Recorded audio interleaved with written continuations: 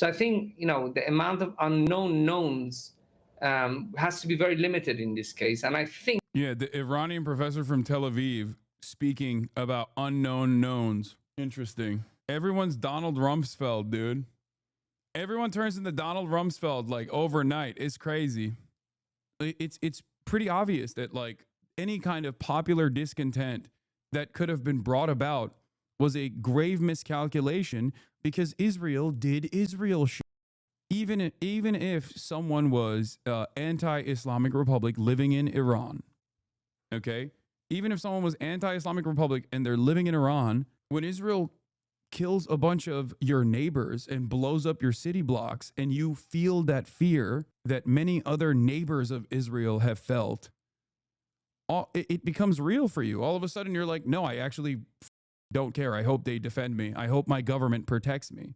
I think that was one of the miscalculations here. And the nuke stuff is just red meat for the dumbest people to hold on to, for the record. Anyone that says, this was a successful military operation, they really destroyed their nukes or whatever, no. The nuke campaign is a bullshit WMD style reasoning to conduct any sort of military operations that violates the sovereignty of Iran. And the ultimate goal, the ultimate purpose there absolutely was to decapitate, or not even decapitate the state, but like destabilize the state and create, hopefully, create an environment that was ripe for popular mobilization against the Islamic Republic. We shall see what happens, but if anything, this created an environment where I think more of the hardliners within the current military structure were emboldened to take a more rugged anti-West stance. And I suspect that there are probably a lot more people that are in the Iranian government that are probably talking about developing a nuclear program, like developing actual nuclear warheads, and taking that a lot more seriously, because now it's a matter of self-preservation. They're also literally, they voted. This is the National Council, the Parliament. Like their government voted to pull out of the International Atomic Energy Agency. So we shall see where it goes. But it's very clear. It's very clear that every time you do diplomacy with Iran and treat Iran as like a normal country, they play ball. They want to play ball. Okay? They're perfectly happy existing as a normal country that gets to do diplomacy with the West. They're infinitely more restrained than the West and Western forces. They're infinitely more diplomatic than the West and Western forces to a fault. And I don't think it's it's a crazy assessment to make. I think it's pretty obvious, judging by all of the events that have unfolded, that if there's one party that is belligerent here and behaving in an insane manner, it is not the Iranians. It is Israel and the United States of America. But since America and Israel has cast aside diplomatic off-ramps every step of the way, and since Iran was able to withstand this 12-day bombing campaign, taking severe penalties in the process for sure, and having their sovereignty violated and feeling weaker than they ever have before, I think ultimately we'll see where this goes. We'll see what kind of decisions they make. And I suspect that they might be moving away from any sort of negotiations and perhaps even engage in nuclear proliferation to the best of their ability as quickly as possible. Is there a chance that this just pushes their nuclear aspirations underground? Well, Anya, that really depends how accurate the intelligence of the Mossad and the CIA is. If they were sure if they're sure about knowing what Iran does, then I think that bombing these sites would enable Israel to know that the Iranian nuclear program has been set back. Some people say now by 2 years, by 5 years, without the risk of centrifuges turning up in an unknown place, and while with enriched uranium and Iran making a nuclear bomb. So I think, the amount of unknown knowns has to be very limited in this case. And I think Yeah, the Iranian professor from Tel Aviv speaking about unknown knowns. Interesting. Everyone's Donald Rumsfeld, dude. Everyone turns into Donald Rumsfeld like overnight. It's crazy. CNN reports that early U.S. intelligence. I mean, I said this already. Yes, of course. I said this already. It's not about the nukes. It was never about the nukes anyway. Okay? It was not about the nukes. This was more so a symbolic act to say, like, we're doing things. We're doing things. We're doing something. Come on. We need to do this. We need to do this because of the nukes. Come on. There's real nukes over there. But also, if you ask Marco Rubio, he's like, well, the nukes are inconsequential. I'm telling you, this also is a continued, this also gives room for continued strikes. Okay? This gives Israel room for more strikes. What did I say yesterday? They're going to turn around and they're going to say, oh, actually, what we have to do now is figure out where the enriched uranium is, and that these strikes were unsuccessful.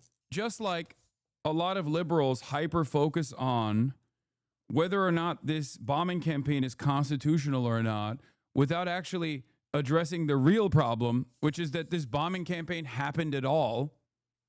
Okay, instead of doing diplomacy with a country that has shown time and time again that they are interested and invested in diplomacy to a fault, to a degree that actually violates their own personal sovereignty over and over again. The nuke conversation is a simple distraction, and I think a lot of people are diving into it head first. That's it. Especially considering that the notion that they had nukes to begin with was completely fabricated. There was no evidence for it at all. Why do you keep saying to a fault? How is Iran wrong to engage in diplomacy? At a certain point, you got to learn your lesson, right? Don't you think? I mean, that's why I mean to a fault. If you think that you can do negotiations with America and then Israel strikes you and then you go back to the table to do more diplomacy after 12 days of bombing, after Israel establishes air superiority over certain parts of your country, and then America comes in and also bombs you as well in the process, while again, you were in the process of doing negotiations, then don't you think that is diplomacy, like trusting the West to a fault? What should they do instead? I don't know what the options for the Iranian government are, but if, gray boxes are back. It didn't work. The thing. I guess what's their other option? But they don't really have much choice, surely. Yeah, their other option would be to work to the best of their ability with China and Russia, establish sovereignty, and develop nuclear warheads. It's to turn into Korea, basically, to North Korea. And I think if left up to the IRGC, that's what they would do. The Economist. Let's look at this article from the Economist, okay? And then there's a Foreign Policy Magazine article as well. IRGC hardliners have already de facto seized power in Iran in outrage over perceived weak leadership of clerical elites. One thing that is certain is that the pro-Western negotiation factions have been repeatedly humiliated. Iran's supreme leader, Ali Khamenei, is 86, and for years there has been speculation about succession, although who might gain the upper hand has been far from clear. The war is changing that, turbocharging a power shift to the regime's military arm, the Islamic Revolutionary Guard Corps.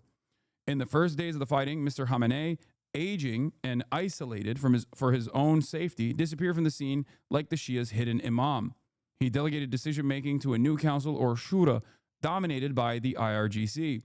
The country is in effect under martial law, says an observer. As the IRGC gains control, its elite is being transformed at speed by Israel's assassinations. Another thing that I speculated, which was that Israel might have been unironically culling the top brass of the IRGC in a way that actually changes the dynamic of the IRGC against Israel's goals. Because if they are killing all the older IRGC generals and top brass, you might unironically be making them, you might unironically be making them more resistant to any sort of Western incursion. You might be bringing up younger younger successors that are far more invested in, one, defending themselves, defending the country, and be far more combative towards any sort of Israeli intervention. Do you think it's crazy how news breaks faster in places like your Discord than it does in mainstream media, i.e. the US not completely destroying nuclear sites? No, it's not crazy at all. We have 44,000 people. We have a stadium full of people in here, and we are dialed in on a lot of the open source stuff. We're dialed in on all the breaking news coming from journalists as well. So it's not shocking at all. We didn't have that as fact, just speculation. Yes, but it wasn't just like a completely made up notion. It made sense, especially because of the previous information that we already had. Like, for example, the enriched uranium. Iran said that they had already moved the enriched uranium days before America struck Fordow. That wasn't new information. All of a sudden, the media pays attention to that statement when they want to make an assessment on whether or not America accomplished its military goals here. We knew that Fordow was deep underground.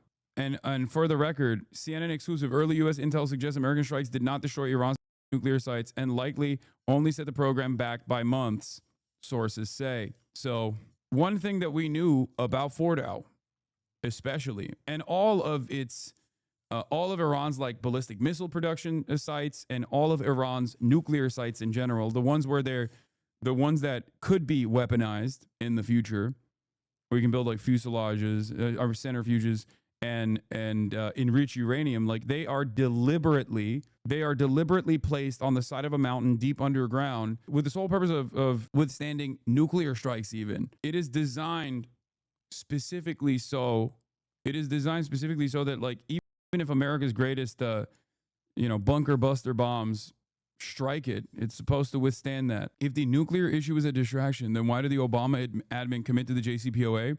Or are you saying it's only used as a distraction by the Israelis?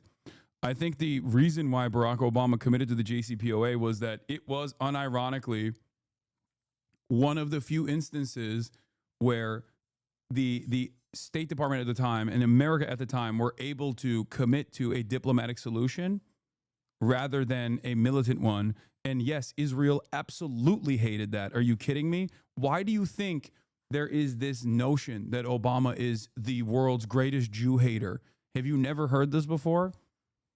Talk to any Zionist and they will say Obama hated Israel. Obama was the number one enemy to Israel. Why? Because of this. Because instead of using Israel's advice, Israel, which has always wanted to destabilize Iran, they actually went with a diplomatic role. They actually played a diplomatic role and successfully stopped the Iranian government for even enriching uranium. That was what it was. That's what happened.